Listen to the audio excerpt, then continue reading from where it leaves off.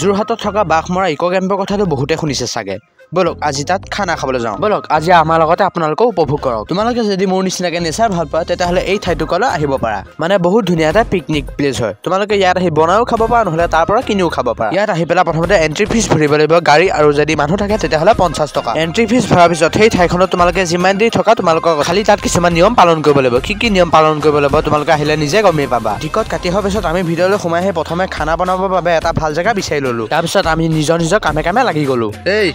ৰিকু এইফালে ভাত বনোৱা পৰ্ব আৰম্ভ কৰি দিলোঁ এই বেচাটোলৈ বেয়া লাগে ভাত দাইল চব যি বনাইছে চব ইয়ে বনাইছে দেই কেডিটো দি দিছোঁ নহ'লে বেয়া পাবই এইফালে আমাৰ মাংস হৈ গ'ল এয়া আমাৰ এজনে বনাইছে মোক আপোনালোকে হেৰি ৰেষ্টুৰেণ্ট 5 ষ্টাৰ হোটেলত আপোনালোকে ৰাখিব পাৰে মই আপোনাৰ মাংস কালাৰ চোন এয়া একদম মানে এবাৰ খালে মানে দুবাৰ খাবলৈ মন নাযাব ইমান ধুনীয়া মছলা